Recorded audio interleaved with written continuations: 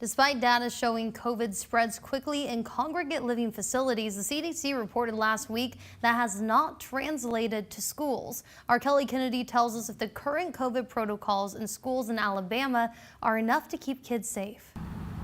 The CDC says there's little evidence schools have contributed to the pandemic.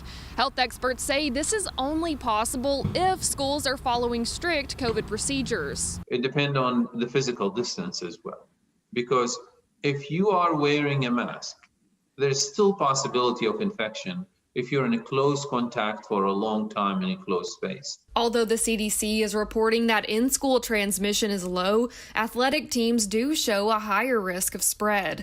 Madison City Schools saw this just last week when 150 students at Discovery Middle School were sent home to quarantine due to a couple students who tested positive.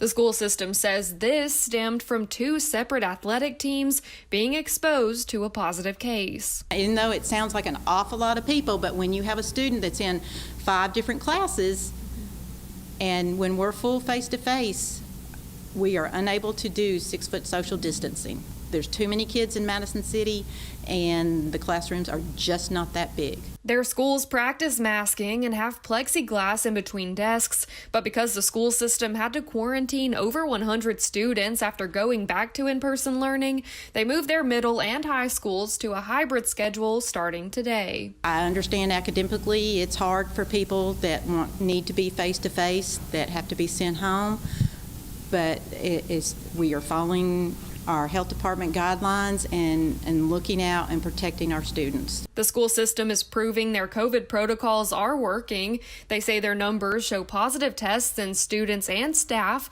remain less than 1%. Putting the Valley first, Kelly Kennedy, WCDX News.